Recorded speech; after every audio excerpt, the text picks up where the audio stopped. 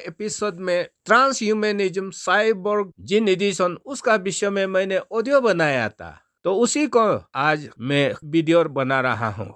Matthew chapter 24 में, mark chapter 13 में, Luke chapter 17 और 21 में यीशु मसीह अंत दिनों के बारे में कई तरह का साइन वहाँ बताया गया था। ये होगा, वो होगा, ये होने से, वो होने से आप लोग समझ जाना है कि मैं दरवाजा पर खड़ा हूँ कहते हुए मैथ्यू चैप्टर 24 वर्स 32 और 33 में लिखा गया है। उस साइन में से एक है ट्रांस ह्यूमनिज्म। इस ट्रांस ह्यूमनिज्म का बारे में मैथ्यू चैप्टर 24 वर्स 37 से लेकर 39 तक और लूक चैप्टर 17 वर्स 26 से लेकर 27 तक यीशु वहाँ नोआ का जमाना में जैसे समाज चल रहा था वैसा ही मेरा वापस आने का समय में समाज चलते रहेगा। उसी समय इस पृथ्वी पर मैं आ जाऊंगा कहते हुए वहाँ बताया गया था। और उस ट्रांस ह्यूमनिज्म सब्जेक्ट को बताने के लिए सबसे पहला टॉपिक चुना है, वो है स्वर्गदूत और इंसान लड़कियों के बीच में जो नोआ का जमाना में शादी हुआ था।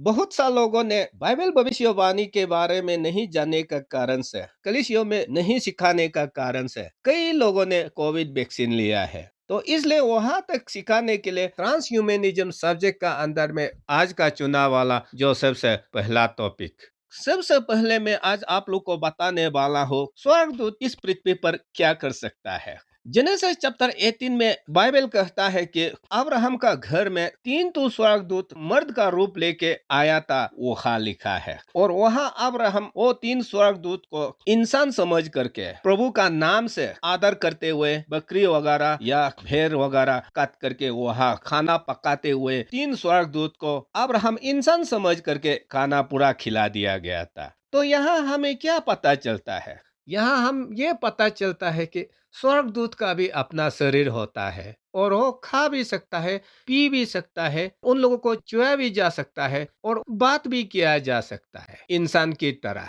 इसलिए इंसान जो काम कर सकता है वो स्वर्गदूत भी कर सकता है। जब हम जेनेसिस चैप्टर 19 में देखता है तो जो स्वर्गदूत अब्राहम का घर में आकर के खाना खाया और पानी पिया और अब्राहम से बातें किया, वही 3 स्वर्गदूतों में से 2 स्वर्गदूत वहाँ सोदम शहर में चला जाता है और सोदम शहर का जो दीवार का बाहर गेट में एक शाम लोत बैठा हुआ था। वो 2 स्वर्गदूतों को लोत ने 2 मर्द समझ लिया और अजनबी समझ करके उसको अपना घर में बुलाता है और कहता है, देखिए अब शाम हो चुका है, आज मेरा घर में ठहर जाइए और कल सुबह होते ही अपना सफर चालू रहिए कहते हुए प्रभु का नाम से वो 2 स्वर्गदूत को इंसान समझ करके वो अपना घर में बुलाता है। और बुलाने का बाद लोत भी अपना घर में जो बकरी था, भेड़ था, उसको मार डाला और पकाते हुए खाना का साथ वो 2 स्वर्गदूत को खिलाया पिलाया। तो यहाँ से भी पता चलता है कि स्वर्गदूत का भी इंसान का जैसा शरीर होता है और वो इंसान का जैसा खा सकता है, पी सकता है और बोल सकता है। जब सोदम और गोमरा को आग से परमेश्वर की ओर से खत्म करने के लिए निर्णय लिया गया था, तो सुबह सुबह लोत और उसका परिवार को एक सुरक्षित जगह में जाने के लिए स्वर्गदूत वहाँ लोत से बात करता है। तो लोत वहाँ जल्दबाजी जाने में थोड़ा देर कर दिया तो वो 2 स्वर्गदूत क्या करता है, लोत का और उसका परिवार का हाथ को पकड़ करके, जिस तरह एक इंसान दूसरा इंसान को पकड़ करके हाथ पैर खींचता है, वैसे ही वो 2 स्वर्गदूत हैं लोत को और उसका परिवार को पकड़ते हुए खींचते हुए उसका घर से पतापत सोदम शहर का बाहर पहुंचा दिया जाता है। तो यहाँ क्या हो रहा है? स्वर्गदूत इंसान क्या क्या कर सकता है वो स्वर्गदूत भी कर सक रहा है। जेनेसिस चैप्टर 32 वर्स 24 और 25 को आप लोग देखिए। वहाँ एक बार याकूब स्वर्गदूत से कुश्ती लड़ता है। कुश्ती लड़ते समय याकूब स्वर्गदूत है कहते हुए उसको कुछ भी पता नहीं था। वो एक आम इंसान समझ करके स्वर्गदूत को रात भर कुश्ती लड़ा ताकि वो इंसान से आशीष पाने के लिए। तो रात भर कुश्ती लड़ते लड़ते स्वर्गदूत याकूब को हरा नहीं पाया। जैसे ही सुबह होने वाला था तो उजाला होने से पहले स्वर्गदूत याकूब का ऊपर घायल करके वो भाग गया। तो यहाँ बाइबल हमें क्या बताता है? स्वर्गदूत का भी इंसान का जैसा शरीर होता है, उसको छुआ भी जा सकता है, कुश्ती भी लड़ा जा सकता है, उसको बात भी किया जा सकता है। अगर स्वर्गदूत केवल आत्मा का रूप में होता तो हम छू नहीं सकता, बात नहीं कर सकता, कुश्ती नहीं लड़ सकता। लेकिन स्वर्गदूत बॉडी होने का कारण से वहाँ जाकब और स्वर्गदूत का बीच में रात भर कुश्ती लड़ता है। जब हम रिविलेशन चैप्टर 12 वर्स 4 को देखता है तो परमेश्वर का पास में से जितना भी स्वर्गदूत था उसका 33% स्वर्गदूत जो है लूसीफर का अंदर में था, वहाँ लिखा है। और वो 33% स्वर्गदूत का बारे में आइजाया चैप्टर 14 और इज़ेकियल चैप्टर 28 में क्लियरली बताया गया है कि वो 33% स्वर्गदूत लूसीफर का साथ झुंड बनाते हुए परमेश्वर का सिंहासन को हटा के वो लोग सारा ब्रह्मांड को राज करने के लिए परमेश्वर का विरुद्ध चला गया था, वहाँ लिखा है। वो लोग परमेश्वर का विरुद्ध जाने का कारण से परमेश्वर ने वो 33% स्वर्गदूत और लूसीफर को तीसरा स्वर्ग से भगा दिया गया है, फेंक दिया गया है, बाइबल हमें बताता है। और उसी दिन से वो 33% स्वर्गदूत परमेश्वर का दुश्मन बन गया था और बनते हुए आज तक वो लोग इस ब्रह्मांड में परमेश्वर का विरोध काम कर रहा है। वो जो स्वर्गदूत के बारे में जब हम जोब चैप्टर 1 वर्स 6 को देखता है तो और जोब चैप्टर 2 वर्स 1 को देखता है तो स्वर्गदूत को वहाँ सन्स ऑफ गॉड अंग्रेजी में लिखा गया है।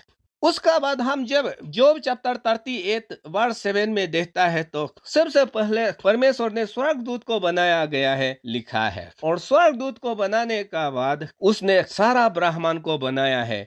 तो जब सारा ब्रह्मांड को बनाते समय वहाँ लिखता है सन्स ऑफ गॉड लोग परमेश्वर को सारा ब्रह्मांड को बनाते हुए देखकर इतना खुश हुआ, इतना खुश हुआ कि खुश होते हुए गाना गाया है, वहाँ लिखा है।